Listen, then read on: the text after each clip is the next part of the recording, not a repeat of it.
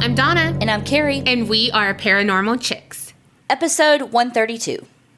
First off, I want to say that we finally went to our P.O. box. We have been neglecting it, but we got all of your get well cards and some packages and all of that. And so thank y'all so much for sending your love and your support.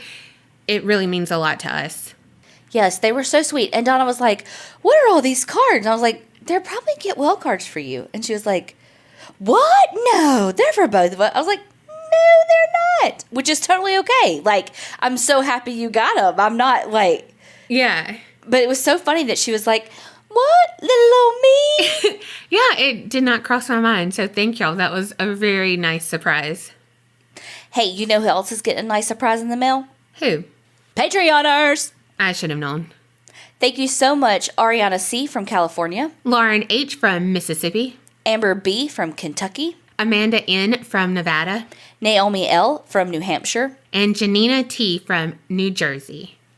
Thank y'all so freaking much for joining Patreon. We hope that y'all are loving your card with your stickers and all the bonus content that you're getting. So if you want all of that and more, head on over to patreon.com/theapcpodcast. Also, a lot of people agree with you because I saw a lot of posts about Scientology, Leah Remini, that podcast. Everyone's like, I'm hooked. I cannot believe this.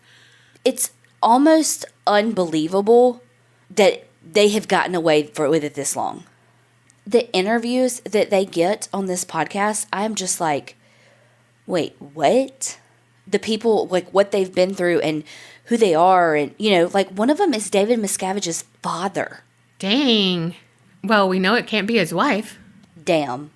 Well, and you know what? Like, I was thinking about doing an episode on Scientology. And last podcast on the left did a really great, I think it was a 3-parter on it. So good. I learned so much about how it became what it is and some of the ideology and all of that. But I was thinking, well, if they fair game us for it, I mean, what could they really do to us? Like, we have nothing. We are, you know. Yeah. And then I was like, well, they could like bombard us with bad reviews. And I was like, okay, maybe not. But then I'm like, damn, this is what they want, you know? Yeah. Yeah. I mean, they interviewed one lady who fought their fair gaming for over 10 years. At one point, they had even gotten her arrested because of like planting of evidence. Wow.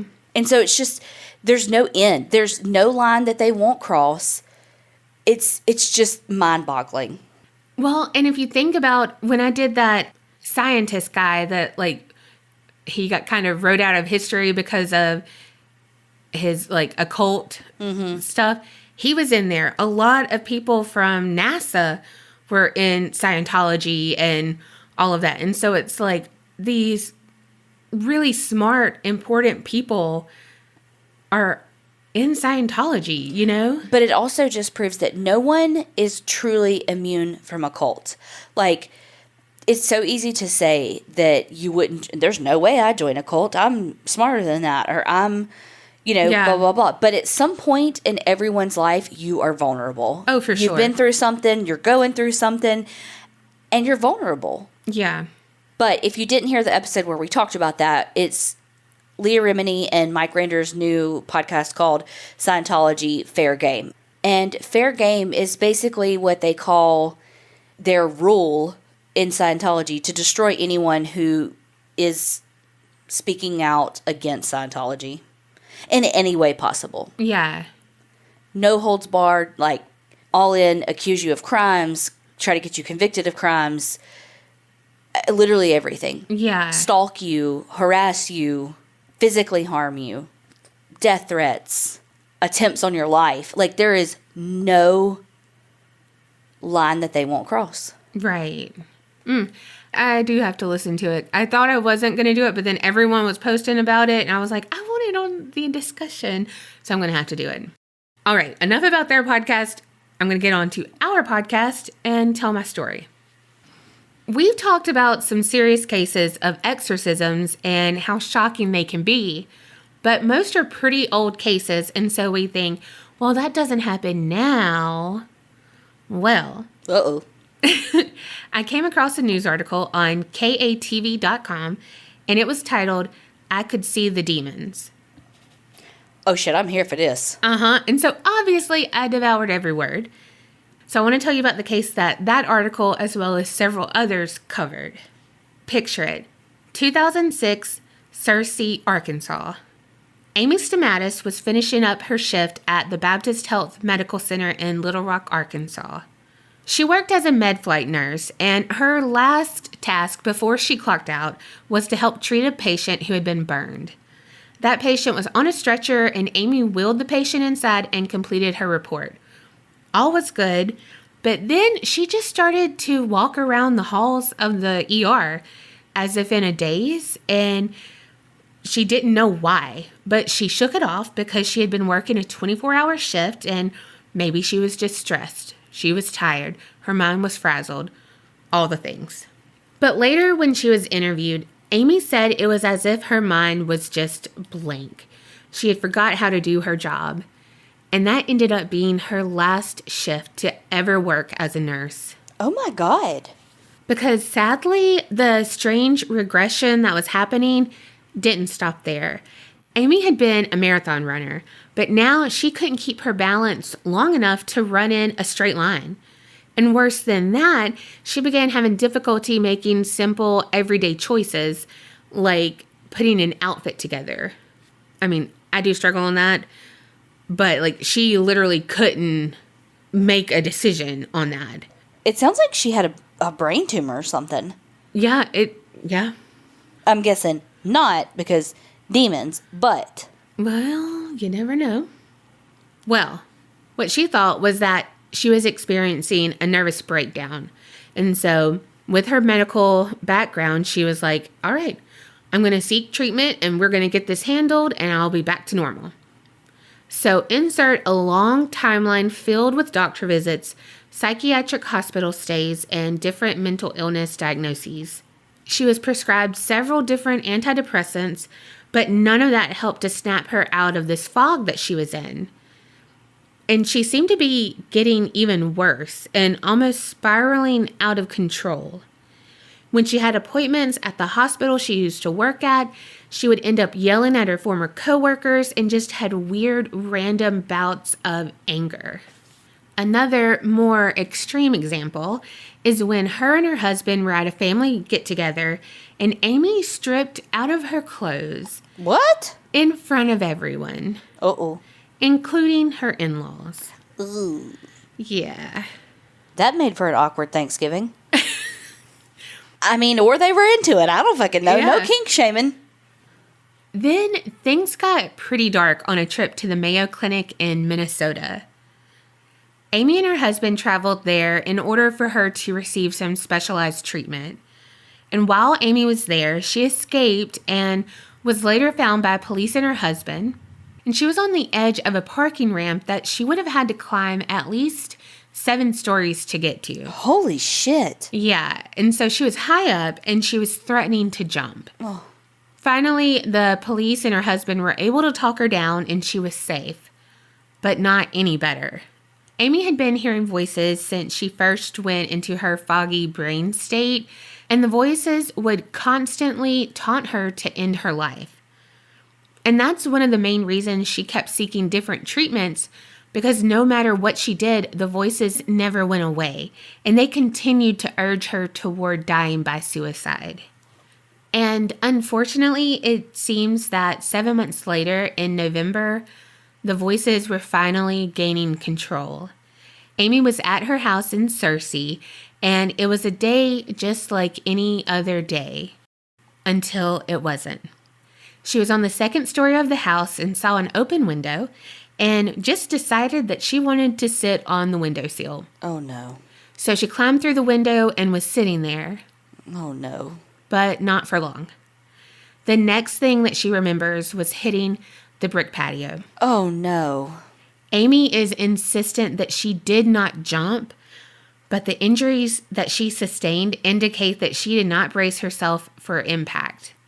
Her back was broken in 3 places. Oh, my gosh. She punctured both lungs and also broken several ribs. However, none of the bones in her arms and legs were broken. Shit. And because of her broken back, Amy was now paralyzed below the waist. Oh my gosh. Amy had a lot of support from the community, including the Downtown Church of Christ in Searcy, and they actually held a prayer service for her after she fell. There was one person who was in attendance who would forever change Amy's life. Dun, dun, dun. And that person was Cindy Lawson. She's a Pentecostal evangelist, and even though she wasn't a member of that particular church, she felt compelled to help Amy. First through the prayer group, and then through hospital visitation. Later, while being interviewed, Cindy said that she could just feel something churning, and that the Lord spoke to her and directed her to go to the hospital to cast the demons out of Amy. And again, Cindy is a Pentecostal evangelist, and she has performed 10 demon castings, which are essentially exorcisms. And as a kicker, if you don't think she is powerful, she also claims to have raised the dead and healed the terminally ill through prayer. Okay, Cindy Lou who you think you are? What? Okay, first of all, 10 exorcisms, let's just say that they're like legit exorcisms. Mm-hmm. But like 10 worldwide in her lifetime would be a lot for one person to do. You know what I mean? Like, what's going on in Arkansas? I mean, you guys need help? Blink twice, y'all. There's no fucking way. 10. Second of all, I mean, Amy better fucking be able to walk after this if she can heal people. Well, hold on. Bring the dead back. What, she did chest compressions and like, it's a miracle. Oh, okay. You know CPR. Cool. No, she was just there, like, had the, like, oxygen thing kinked, and then it was like, yeah. And I let go. Oh, I tripped and unplugged it. Plugged you back in. Gotcha. Yeah. Oh, my God. Well, Cindy did go and visit Amy in the hospital, and when she got there, she said that she saw a wide-eyed Amy, and when she looked into her eyes, she could see the demons. Okay. Then something like a snarl mixed with a growl rolled up Amy's throat, and she asked Cindy, "Why are you here?" Meanwhile, she just belched. Do you feel attacked? I do. I mean, if you get the bloopers. Right? Kerri has a talent. It's not so hidden. Cindy didn't waste any time. She anointed Amy's forehead with oil and then commanded that the demons release Amy in the name of Jesus. They were to come out of her, and she was to return to her right mind. And Cindy said that she could feel the Spirit of the Lord fill that room to capacity. And it was as simple as that. Amy's family noticed a change in her immediately. She didn't show any signs of her previous behavior. And even though Amy doesn't remember the exorcism, she does believe that she was possessed, and she is certain that the medical field could not help her and would not help her because they don't understand or believe in possession. What? Mm-hmm. Here's the kicker, or what? Isn't that what you say? Here's the kicker. Mm-hmm. Amy was diagnosed with porphyria, and it's a rare chemical imbalance with symptoms that resemble a lot of what Amy experienced during her possession. Seizures, abdominal pain, mental confusion, anxiety, hallucinations, disorientation, and paranoia. So could all of this possession have been this medical condition all along? Yes, I'm going to go with yes, a fucking course. Right. Okay, look, if that's all it took to be like, put the little sign of the cross on their forehead and be like, demons, I command you. Come hither. I mean, the Catholics would be doing that all over the damn place. Right. They'd be like, tell me your secret. Because we wasted a lot of energy over here. Right? That, like, Look, I mean, exorcisms are their exercise. The priests are like, look, it takes us a minute to make the holy water, and we have to use a fuck ton of it. So can you tell me what oil you used? Well, if she's anything like me, she'd have a concoction of essential oils. That's what she did. Got some lavender, some frankincense. I mean, that shit you put on my head when I have a headache sure does work. But I haven't read anywhere that's like, hey, you can use peppermint to cast out demons. You know, I haven't used it that way yet, but who knows? And meanwhile, she probably got some freaking medication for her piriformis disease that you said she had. What she have? Porphyria. That. She probably got medication and fixed her chemical imbalance, and that's why she got better. Right. Not because of Cindy Lawson. Fucking Cindy Lou Who. Crazy. And if Cindy Lou was so great, why didn't she make her be able to walk again? Because I'm assuming she's still in a wheelchair. She is still in a wheelchair. She still cannot walk. Maybe God didn't tell Cindy to do that, and so she's like, it's above my pay grade. Well, this story was simple and somewhat harmless, dealing with that exorcism, but unfortunately, Amy was paralyzed after that fall, which could have maybe been prevented if she was diagnosed earlier. Or she met Cindy sooner. True. Y'all decide. Yeah, let us know. I think this might be the first time in like 2 weeks that me and Kerri have agreed on something. That Cindy really helped her, right, Kerri? Just kidding. If y'all could fucking see my face. I'm just kidding. You know I'm always going to side on the side of medicine. Mm-hmm. Well, 9 times out of 10. All right. Well, I want to now tell you another story about another exorcism case that was not so harmless. And this story will need a trigger warning because it does deal with a child. Picture it, 2003, Milwaukee, Wisconsin. Damn, they're both recent. Yeah. Patricia Cooper, known as Pat, was a 29-year-old unemployed single mother struggling to stay afloat. Her oldest child was an 8-year-old boy named Terrence Cottrell Jr., but everyone just called him Junior. And she also had a 2-year-old daughter. And it's hard for any single parent, but for a parent of a child with special needs, it can be especially draining. Junior had autism spectrum disorder and had been diagnosed at 2 years old. Every year, his behavior was becoming more violent and difficult to manage, and he was still not very verbal, which added to the frustration. Junior's school had recently informed Pat that she was going to have to find a new school if his behavior continued because he was very disruptive in his class. Because his go-to behavior was to punch and to kick. All of this weighed heavily on Pat, and she wanted to do what was best for her child, but she was kind of clueless as to what that was, unfortunately. What she knew she could do was pray for a miracle, and that's just what she received. One day at a grocery store, Pat and Junior were fighting and causing a scene. He wouldn't listen, and they caught the attention of the store manager and other customers, of course. But one person noticed something different in the mother-son duo. Pamela Hemphill did not see a fight between family members. She saw an internal struggle in the boy.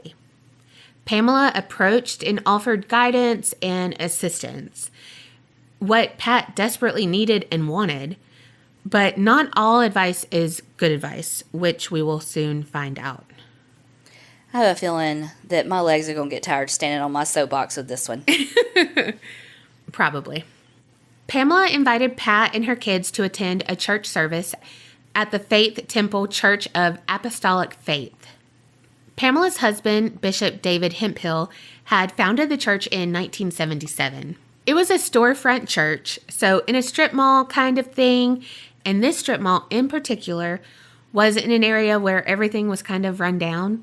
So the building didn't have AC, they only used fans, and the church's congregation was small, but tight-knit, consisting of only 6 families, and they held services twice a week.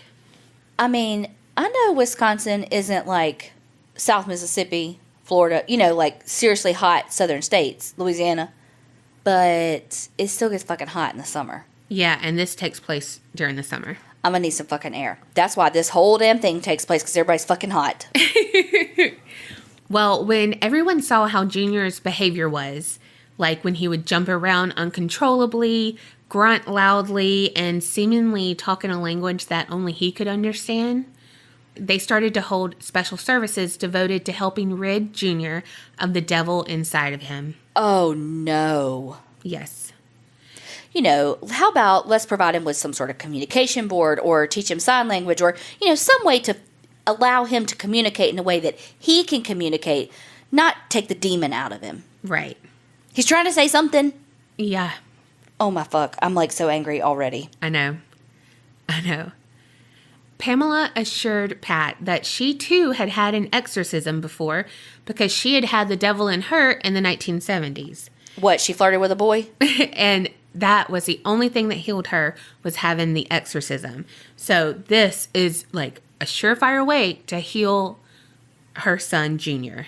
For 3 weeks, they had 3 weekly meetings that lasted anywhere from 1 hour to 2 hours. Each meeting consisted of an exorcism, which they called a healing prayer, during which the congregation would pray a whole lot for God to deliver Junior from the spirit that was within him. Then they would sing, and then all the while they would force Junior to lay on the ground. They would hold all of his limbs and his head down because he would start to flail around and kick and try to scratch people, as anyone would, in my opinion, but definitely... Someone with a sensory processing disorder? Yes.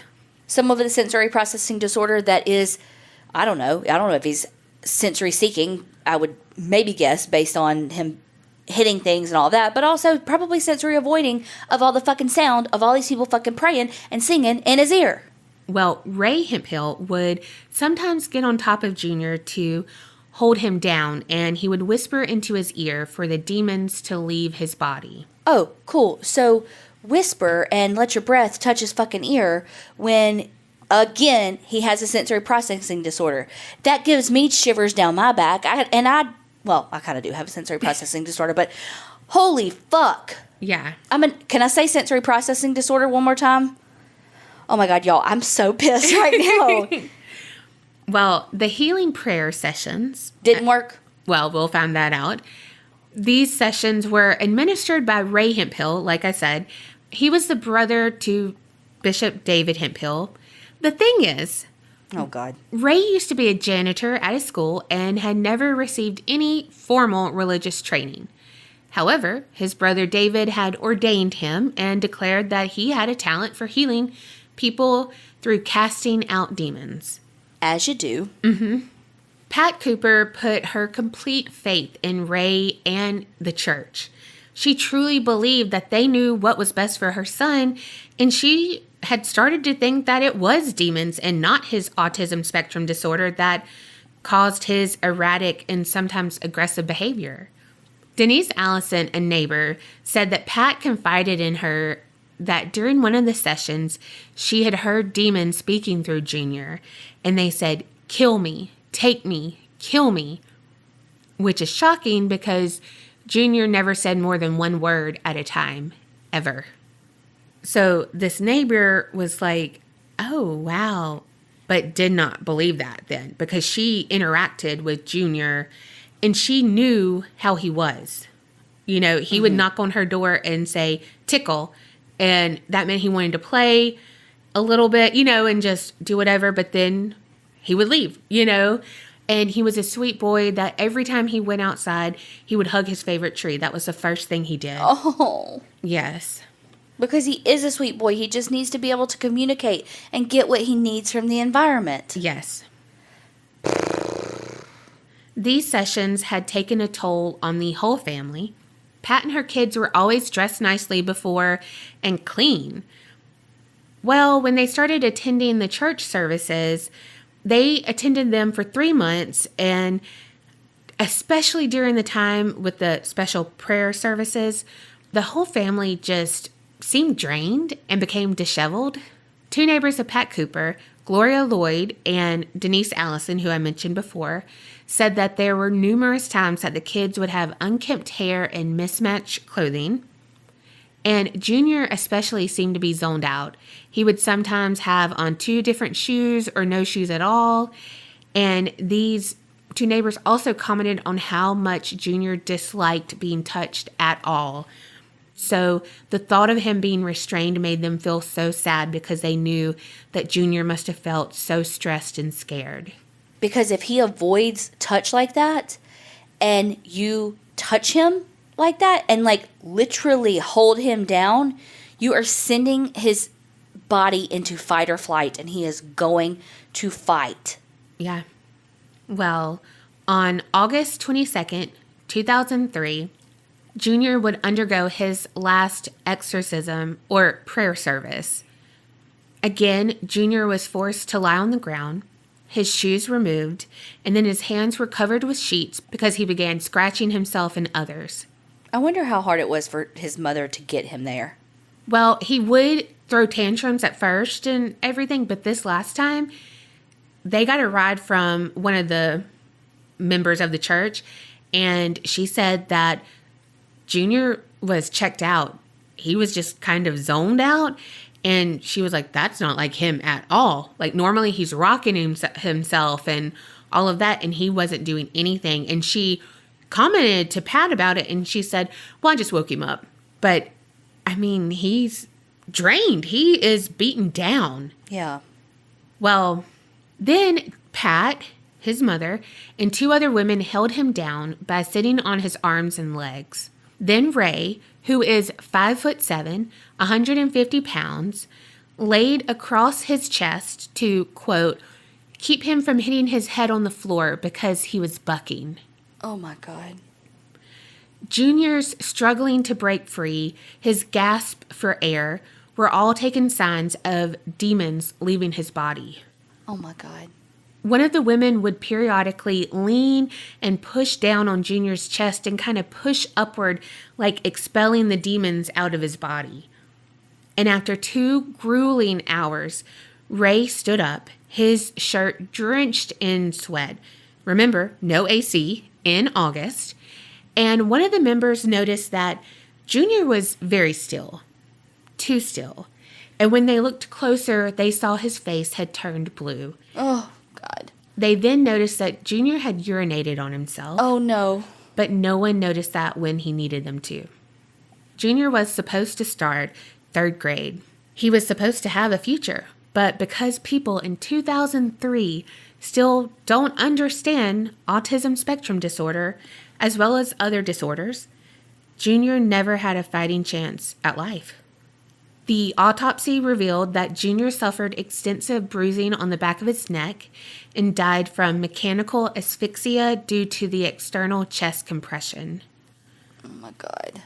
In 2004, a jury found Ray Hemphill guilty of felony child abuse.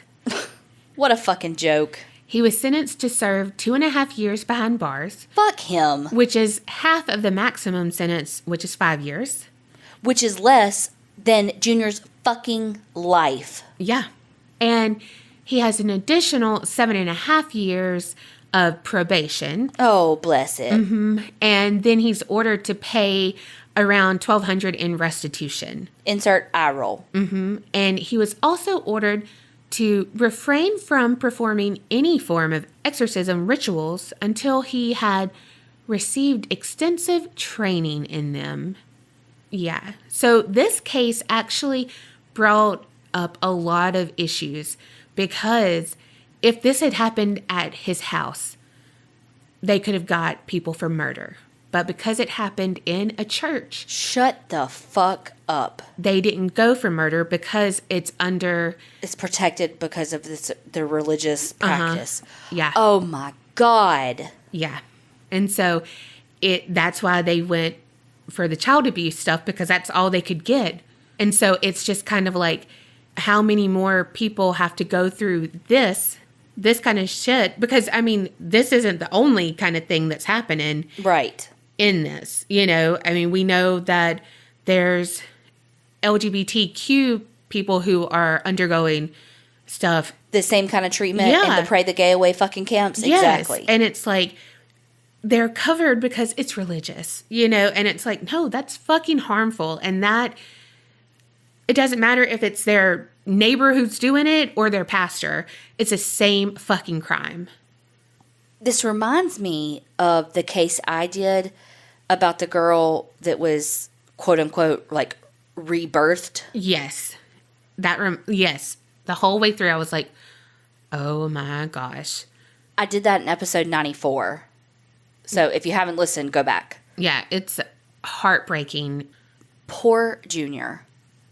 And honestly, his poor mom too. Because it sounds like she was just doing the best she could fucking do. The best she understood, the best she knew how. I mean, she clearly did not understand autism spectrum disorder either. They clearly were not getting the resources that they needed from not only the medical profession, but the school as well.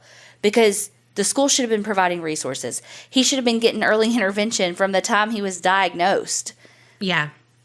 He should have been getting occupational therapy to help him process his environment. He should have been getting speech therapy to help him find ways to communicate his needs, his wants. He clearly has that capability if he can go to the neighbor's house and say tickle for play. Mm-hmm. It's just crazy when you think about, like, you talked about you're watching Salem and it's back in the day and it's, like, woo, people didn't understand shit. And so whatever, but this is 2003. Every single one of those motherfuckers should be in jail for this because we should know better. We do know better. Like, to say it's not his medical condition, it's demons. Like, no, that's classic autism. Yeah. Oh, God. For someone who's nonverbal. Yeah.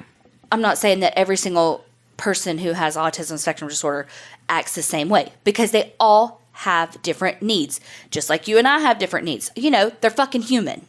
Yeah, but when I saw what he was sentenced, I was like, you motherfucker. Yes, what a fucking joke. And you need to refrain from performing until you get extensive training. In what? He should never do that again. No. Like he's not an ordained minister. It's like, okay, look, you know what? I know you killed a fucking child, but like, just do better next time. And his brother, the Bishop David, he stands by him 100%. Oh, of course he does. They have, Bible verses to back up what they did. And oh, of course. They see nothing fucking wrong with what they did. No, they said that they delivered him from the demons. And it's unfortunate what happened, but they did their duty kind of thing. Okay, let's just say that he did have demons. He didn't. But let's just fucking say he did. How do they know that by him dying, his soul went to heaven and not with the demons? Right. Well, and also I want to say, you're saying that he has demons, but y'all are the ones who were torturing him. Because they don't have that capacity. They don't see it as torture. Yeah. They see it as they're helping. It's a means to a fucking end. Yeah. Oh, gosh. Okay, well, look. Just fucking stay pissed off. Because my story's a doozy. And oh, gosh. Trigger warning, my story also involves kids. Oh, heavy story. Well, I'm glad my first one was light. Question mark? I mean, it was still bad. But on the grand scheme of things, apparently this episode is going to be really heavy. Yeah, it's going to be a heavy one. Yeah, just get ready.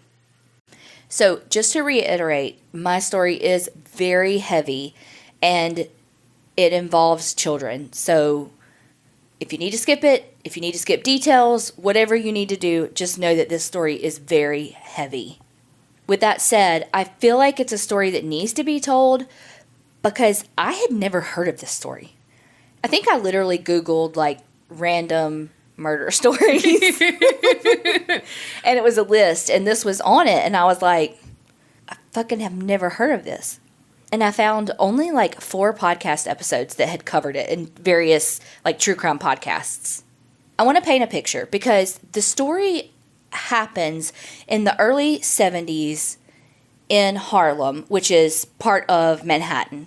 And I feel like to understand some of the reactions that happened in Harlem during this case, we kind of have to take it back, but not that far, just about 6 years. And the parallels between this case and what is happening today in America is fucking ridiculous, that we still are facing some of the same civil rights issues that they were dealing with in 1964. It's utterly ridiculous. Okay, there was a man, his name was Patrick Lynch, and he was the superintendent of 3 different apartment complexes. And at one of his apartment complexes, there were always people like hanging out on the stoop. And he hated it. He always wanted to run them off, all the things. And one day, there were 3 boys that were sitting on the stoop, shooting the shit, doing their thing, teenagers. And these 3 boys were black. Well, this guy, to get them off of the stoop, starts spraying them with like a water hose and talking about how he's going to wash his stoop clean. Yes. And said all the things that you can imagine that this fucking asshole said. I wish y'all could see my face right now. Oh, God. So the 3 guys start, like, picking up bottles and trash can lids and all this to, like, try to, like, get them the fuck off of them and, like, stop spraying water on me, you know. Leads to this huge altercation. And there was an off-duty police officer who was in, like, a bodega or something right next to it. He sees it happen, and so he runs to the scene. As he's getting there, 15-year-old James Powell runs into this building, and he chases him. And the police officer shoots James Powell 3 times, killing him. Now, where it gets icky is the police officer says that he's chasing him, showing his badge and his gun, telling him to stop running, and that James Powell has a knife and lunges towards him. That's when he shoots. But all of the witnesses say that that's not what happened. Some people say that the knife showed up in the crime scene later. But some people also said that James Powell, the 15-year-old, threw his hands up, like he still had the knife, but he threw his hands up and was not resisting arrest or anything, and the police officer shot him. Long story short, the police officer, there was no even reprimand, much less, charges or anything like that, and it led to the Harlem riots of 1964. All in all, it was 6 days of rioting, 500 people were injured, Gosh. 1 man died, 465 men and women were arrested. There was property damage that was estimated between $500 to $1 million. Oh my gosh. I don't know if that's like today money or then money. Wikipedia didn't tell me that part. But the protest honestly looked a lot like the protests we're having now.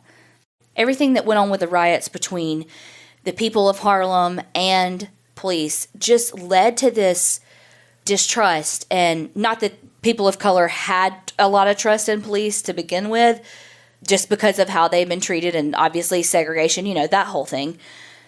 But this just was a compounding factor. And I want to say really quickly that I got a ton, and by a ton I mean most, of this information for this story from the True Crime Library. I don't know, it was just so amazing and detailed, and so definitely check that website out.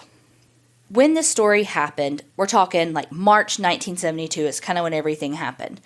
Harlem had a lot of the middle class people of color moving out, and it was becoming more dangerous with more violence, drugs, that sort of thing. But during the day, it still had that feel where everybody was outside, all the kids were playing together, people were, again, sitting on the stoops, doing the thing. Everybody knew everybody. It was a community. Yeah. It was kind of split between African Americans and Hispanic Americans. I know that's not right, but like people of Latin descent. So whether it be Puerto Rican, Dominican, like all of the things, like they were kind of separated in Harlem, but still all lived together. But on March 9th of 1972, 8-year-old Douglas Owens went out to run some errands for his family, and that was the last time they ever saw him alive. He was found 2 blocks away from his house in Harlem on a rooftop, and Okay, again, this is a heavy, heavy story, so this is the part where skip forward if you need to. He had been stabbed 38 times. Whoa. His shoes were taken off and sitting beside him. There was evidence of rape, and his penis had been cut off. Oh my gosh.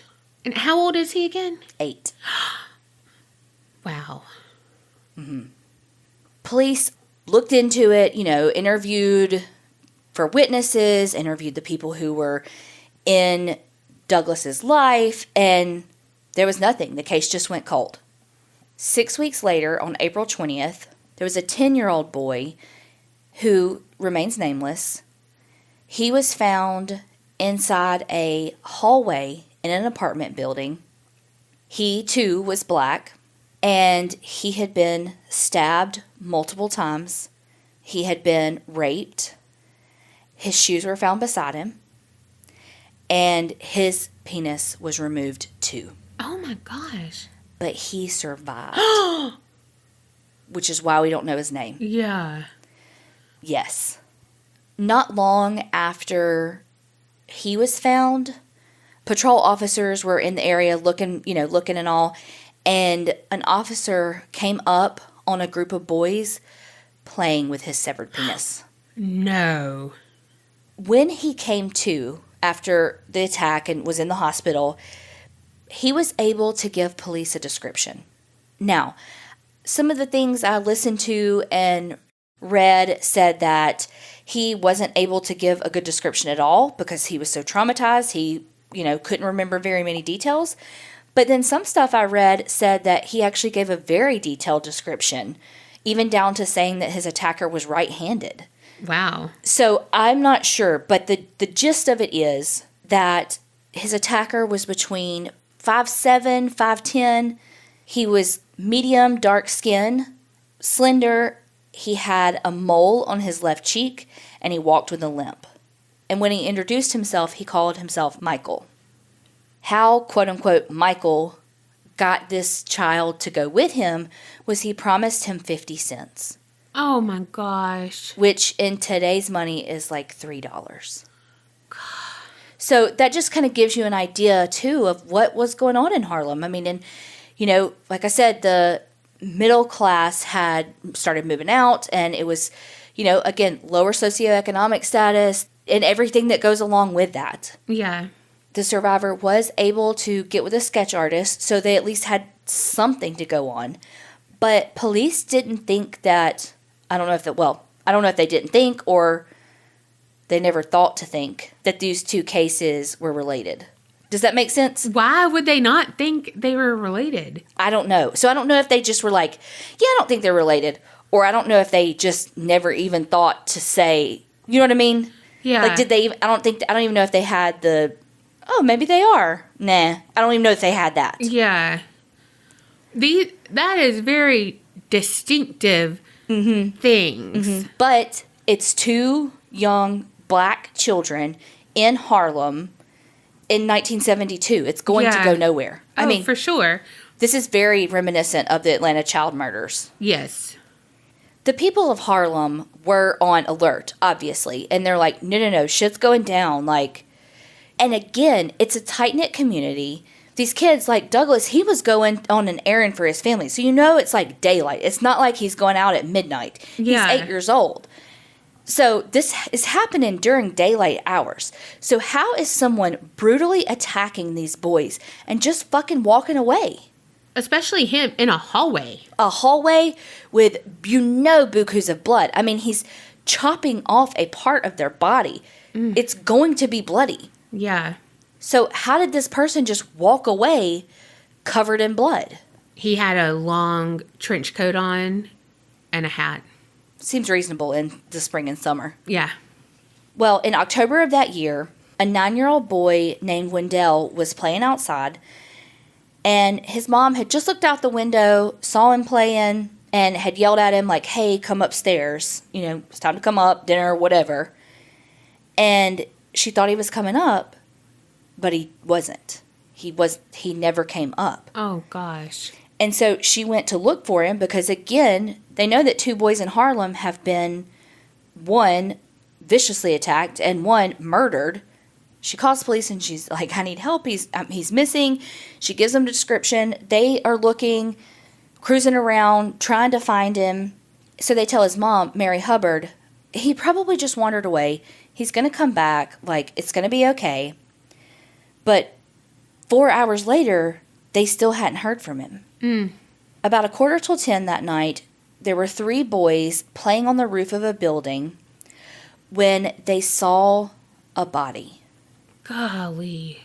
They weren't sure who it was, so they ran down the street, flagged down a police officer, but they were like, this has to be him that's missing. Like, there's a dead body up there. It's little, Yeah. Help.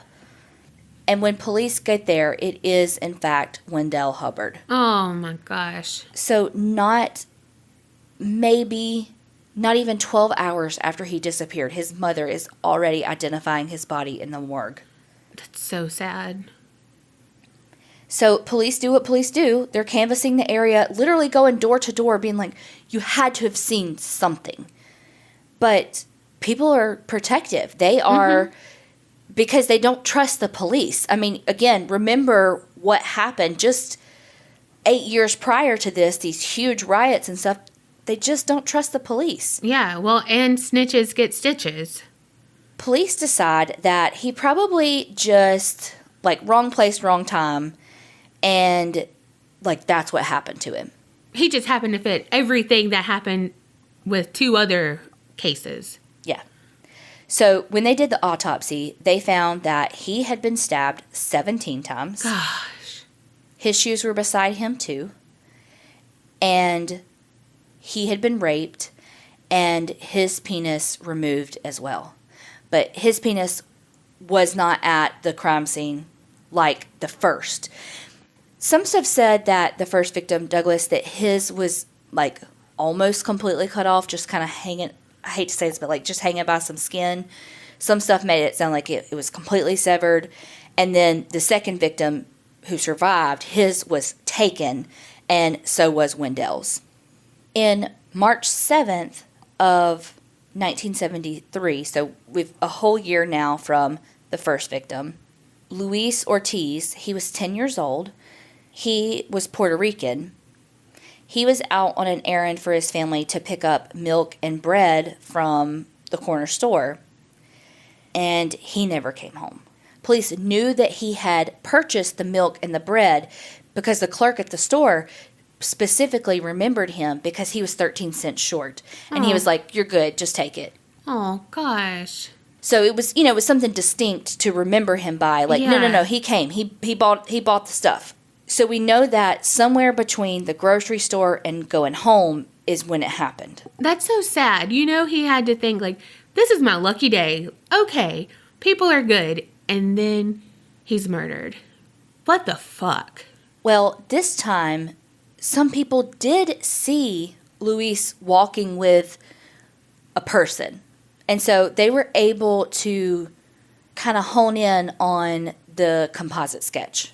I already want to know if the limp is real or not. Yeah, is he pulling a Ted Bundy? Uh-huh. I don't know. The witnesses described this man pretty similar to how the second victim, the survivor, described him. They said that the suspect was Hispanic, between 30 and 40 years old, slender, about 5'7" to 5'10", that he had a lot of acne scars and black marks on his chin, and it said possibly a mole on his left cheek. So the sketch was able to be improved, though, because you have more people basically corroborating one another. Finally, at this point, police are acknowledging that these cases could be connected. Oh, Lord. And people are pissed. 500 people protested at the police station saying, we want more protection. Our children are being taken from us. Help us.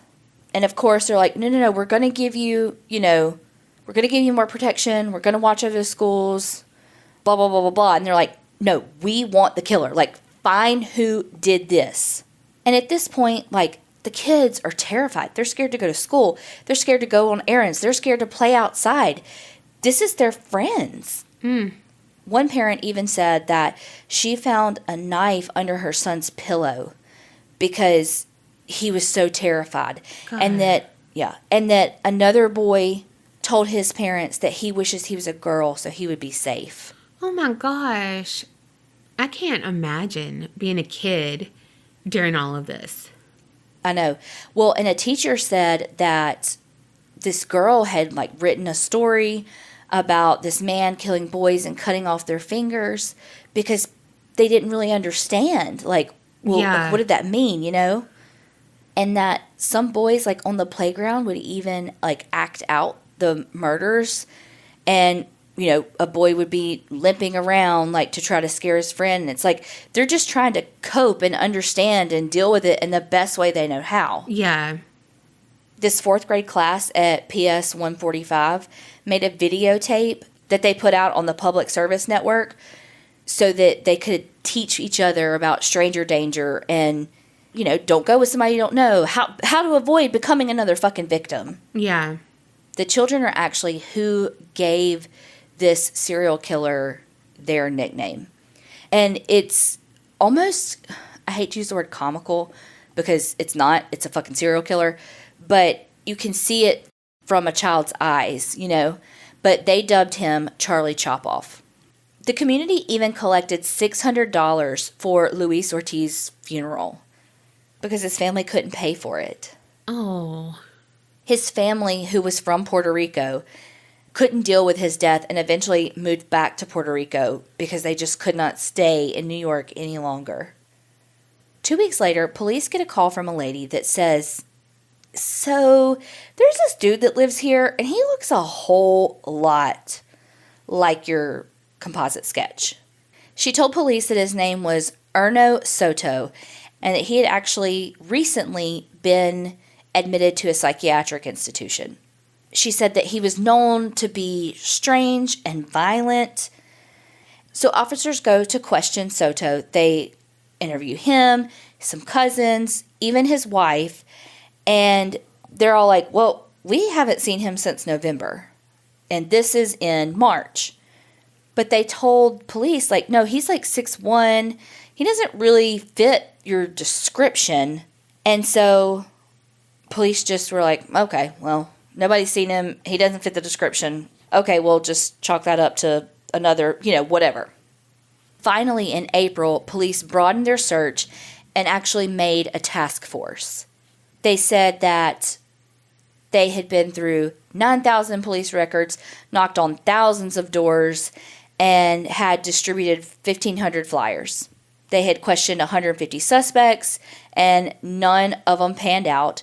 They had even consulted with Interpol to see if there was anyone in Interpol with this MO. They got one hit in Interpol, and it was a man in Australia with blonde hair. What? Yeah, and it's like, okay, look, you're not going to find shit in Interpol. This is someone who knows the area, knows the in and outs of the alleys and the what have you. They know how to blend in. Mm-hmm. It's not a blonde Australian, I can promise you. He would immediately stick out if he was talking to some of these kids in Harlem. I feel like even the kids of Harlem would be suspicious of him even before the murders. Well, Crocodile Dundee did not have a trouble in New York City when he went. I don't even have words for that. Did you not watch that movie? No. Oh, God. There was a man named Dr. Harvey Schlossberg. He was the director of psychological services and actually taught criminal justice at St. John's University. And he worked with police some, and he offered basically to create a profile. And remember, this is at the very beginning of, I mean, we've seen Mindhunter. You know, think about the stage at which understanding serial killers and developing profiles and all of that was kind of coming to fruition. And so this is still pretty new. He developed a profile, though, and he said that the killer was probably psychotic.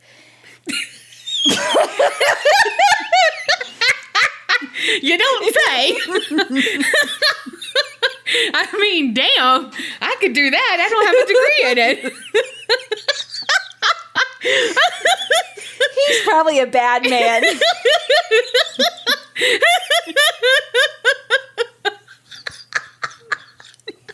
He's probably psychotic.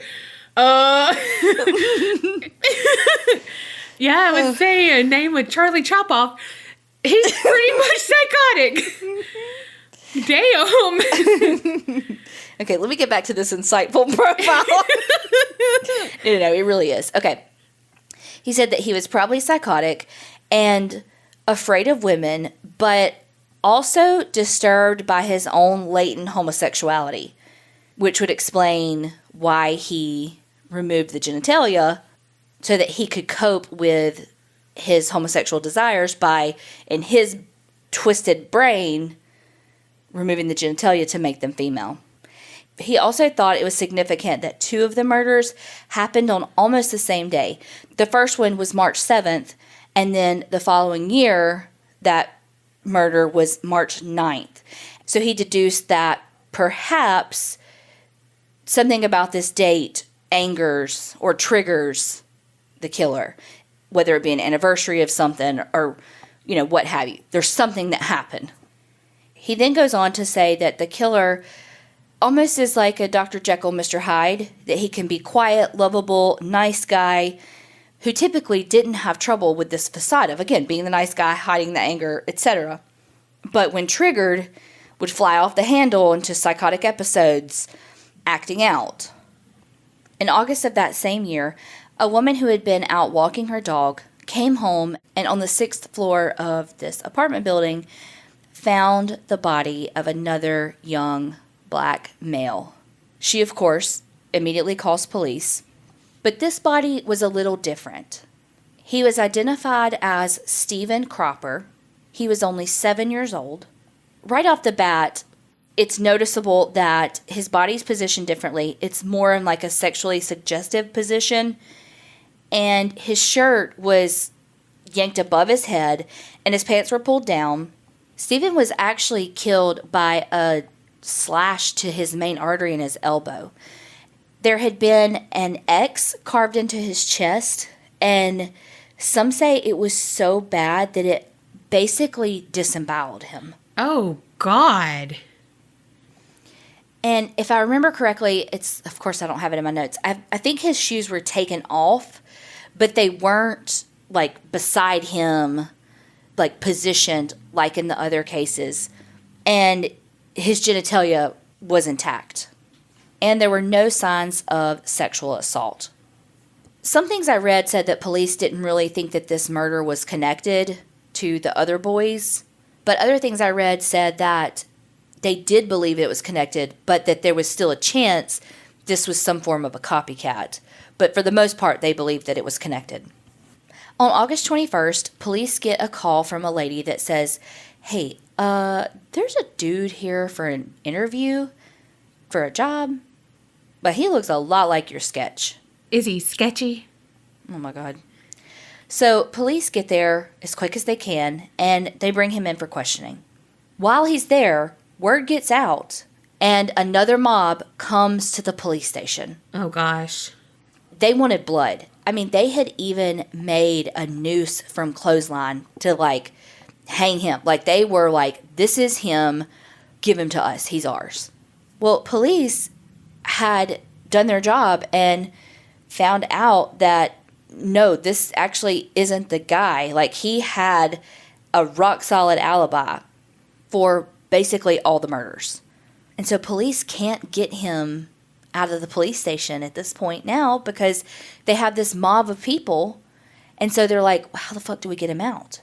So they actually sent out a decoy, like pretended to be this guy leaving, and then had that guy dress up as a police officer and put a police officer in civilian clothes so that he could like escort out a perp when really it's him in police clothes. You know what I mean? Like it was a total like tricky Lou on the mob outside. Right. Because police had told them over and over and over again, guys, it's not him. They did it in Spanish and English. Because, I mean, all of Harlem, there were no boundaries. Like they were like, these are our children and we want someone to burn for this. And police are like, no, this isn't him. Okay, so also in August, there was a man named Daniel Olivo. He had actually been arrested. because he sexually assaulted a 5-year-old boy in the park. Whoa. And he had, like, coaxed the kid to come away with him because he offered him to, like, go play ball with him. Golly. Oh. Well, the kid broke free and ran to his dad. And Olivo hid in the bushes, but the dad found him. And they basically citizen arrested him and kept him there until police came. Hell yeah. Well, he was 5'7", dark complected, dark hair, and had a lot of acne scars. Oh. And he walked with a limp. Oh shit. It wasn't put on. Or was it? They sent him to the hospital for a psychiatric evaluation just to see if his mental status, he could basically stand a trial, etc. But as police did more digging, they realized, oh, well, he's a shitty human being and he molests children. Oh my gosh. But he's not our serial killer. What the hell? Okay, so now we're at May 24th, 1974. A 9-year-old Hispanic boy was running errands for his family when he was attacked. His attacker was arrested, and guess who it was? Olivo? No, Erno Soto. Remember him? Yes. Well, when he was arrested, he was clearly in some sort of, psychotic break's not the right word, but he was very disorganized mentally, and so they sent him straight to Bellevue for an evaluation. Well, when detectives from the 7th Precinct, which is where all of the Harlem murders were being handled, when they heard about it, they took some of the witnesses to Bellevue. And Soto was actually identified as the man that they had seen talking to Steve Cropper, the 7-year-old. The 7, yeah. When police talked to Soto about it, he immediately confessed to killing Steve Cropper. And they're like, okay, like, case closed, like, we fucking got him. Mm-hmm. Because if he did that one, he did them all. But if you remember, Steve's case is the one that was a little different. And they were like, okay, but why is he different? Was he caught in the act? It was in this hallway. So did he not get to complete his ritual because he was about to be caught, which is why the shoes weren't in the right place. But he did more. Well, but different. Because the other bodies had 17 and 38 stab wounds. True. But it was by a knife versus like a razor blade. Yeah. So there was a lot of like, is he, ain't he? You know? Yeah. So there was a lot of people that were like, he's the guy, he isn't the guy. So is he the guy? I don't feel like he's the guy.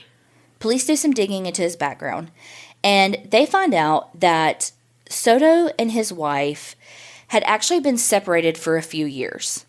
And they ended up reconciling, but when he like goes to reconcile with her, he finds out that while they were separated, she actually had a child with a black man. Oh, shit. Okay, he the guy. So they're Hispanic, and now she has a child with a black man. Soto had accepted it for quite a few years. But as his acceptance started to falter, so did his mental health. I mean, are we calling being a racist a mental illness? No, you're just an asshole. Okay, I was just wondering. No. No, his mental health devolved. Like, he started having very erratic behavior with bouts of violence. He spent 11 years in jail for various things, from narcotics to burglary. He had an addiction to heroin, but he had also been in and out of psychiatric facilities. I think I forgot to say this whenever I talked about when they first were looking into him. They ruled him out in part because he had actually been in an institution at the time. But now they find out that when he was in the institution, he got weekend passes. Oh, shit. And everywhere those murders took place, like around, the area, he had family in those areas. So stands to reason that he would know how to kind of dart in and out. Police are putting the pieces together of he has a wife that has had a son with a black man. And when these attacks were happening, the son would have been about 8 years old. How old were the victims? All that age, like around that age. Exactly. And so was he killing his stepson over and over and over again, essentially? The problem was the second victim, the one that survived, didn't ID him. So he was in a mental facility getting help during the first few. Yes. But when those employees were like kind of pressed for information, they were like, well, okay, he did leave sometimes without permission. And yeah, he had those passes too. So there's definitely a chance that he could have done it. Okay. Also, was he being treated though? Like, was he responding to treatment? I need you to play doctor. No, he's like at a place where he's just being housed. Like he's just, okay. It's not like he's like, no. Okay. No, the picture fucking girl interrupted. Okay. God, I love that movie. And when he was institutionalized, it was because he was having religious delusions and had become really violent. And he had been discharged from the hospital on April 23rd. And he was supposed to, like, keep in contact, but he didn't. And then he got recommitted in 73. And so in between those two is when some of the murders happened, too. Okay, so I need a murder board. I need to plot this all out. I know. It's very complex. Because I really didn't think he did it. You know, I'm like, oh, he didn't do all of them. He just did the last one. But then when you said his wife had the baby, I was like, oh, no, never mind. Because that's motive to some people, you know? And so I'm like, oh, he did it. But then, you know, there's still that sliver of me that's like, but did he? Anyway, go ahead. Well, when he confessed, though, he told police that God told him that he needed to cut the genitals off of boys. Oh, well, okay. But he didn't. Okay, so he only confessed to Exactly. Cropper. Yes. Okay, and his was not cut off. Exactly. Okay. Well, Soto ended up basically recanting, and he was actually found not guilty by reason of insanity. What? Yeah, and basically sentenced to spend the rest of his life in a mental institution. So they didn't find him, like, criminally. I don't really get it, but basically he's not going to jail because, like, he did it, and they know he did it, but because of his mental illness, instead of going to jail, he's going to an institution. Yeah, but why can't they find him guilty? I don't know. I'm not really sure. And, like, they are calling it, like, an acquittal. So I don't get it. I'm sorry. I wish I knew legal mumbo jumbo better than that. Please, lawyers, anyone? Help! Yeah, because that perturbs me. Okay, so he's actually, as far as we know, still in an institution somewhere. We don't actually know. What? And the murders of the other boys are still unsolved. Police think that he did it, but they don't really know because he didn't match the height description, he didn't have a limp, and the surviving victim didn't ID him. But his skin color is similar to how he was described, and they said that when he was, like, really in his delusions or on heroin, that, like, he walked almost like he had a limp because he was so, like, jittery, out of it, I guess. Yeah. I don't know. It was so, like, you know, if you're, like, talking to hallucinations and what have you, it almost looked like he had a limp. Yeah. I mean, I don't know. I'm really torn as to whether, I think it's easy to pin it on him. And when you Google Charlie Chopoff, it's, like, synonymous with Soto. Like, everything pops up about him as well. But it's kind of like the Atlanta child murders. It's like, no, he was never actually convicted of those murders, but it's just assumed that he did it. Yeah. I'm not saying whether he did it or not. I'm just saying that he's never in a court of law been convicted. Right. Just like Soto has never in a court of law been convicted of these child murders. Or even the one that he did do. True. But this is where it gets weird. I know. Soto's brother, Pedro, got into an argument with their father about his arrest and said that he basically did these murders and got arrested because their father was a bad father and what he did to him. And Pedro stabbed and killed their father, and he went to prison for the homicide.